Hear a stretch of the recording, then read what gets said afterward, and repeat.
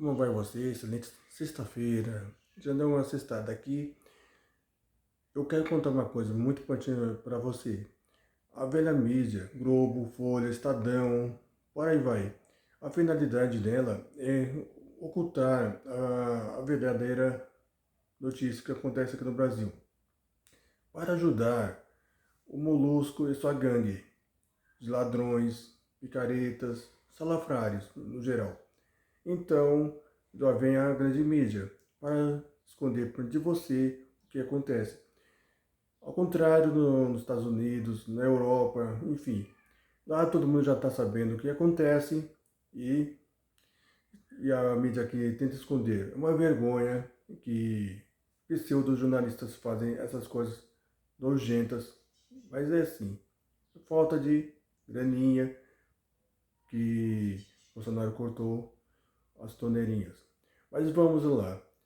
Eu vou pedir para você compartilhar, comente, se inscreva no canal, porque você vai ter um material muito bacana nesse vídeo da Fox News, onde ele mostra tudo o que acontece aqui no Brasil.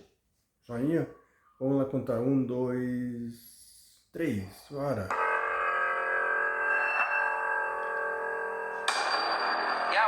Because, of course, it's legitimate, but not everyone in Brazil is convinced of that. In fact, millions of people think the election was rigged, and they now have a criminal as president. So there are protests underway across the country.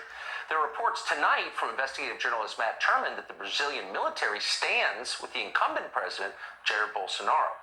Matt Turman joins us tonight. Matt, thanks so much for coming on. I know it's a complicated situation, but you follow this as closely as any English speaker. How would you summarize it?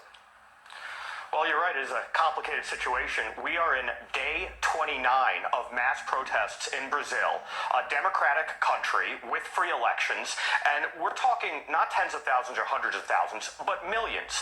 And what looks to be, when all's said and done, will be tens of millions.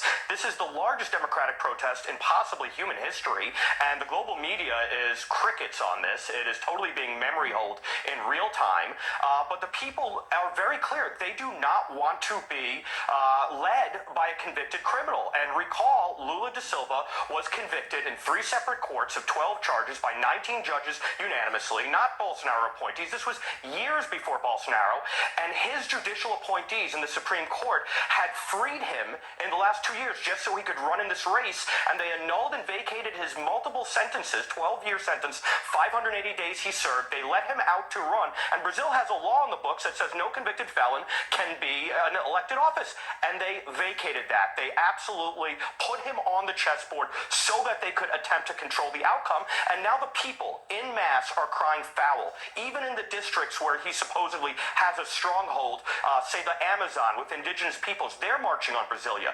Every city in the country is filled with protesters, and now the question is, what is to be done when you have a judiciary that is not comprised of judges in the classical sense, impartial, nonpartisan judges, but political appointees and partisans who are working to skew an electoral outcome.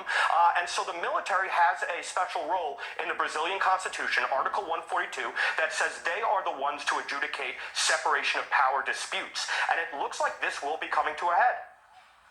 Amazing. And of course, da Silva would be a willing servant of China.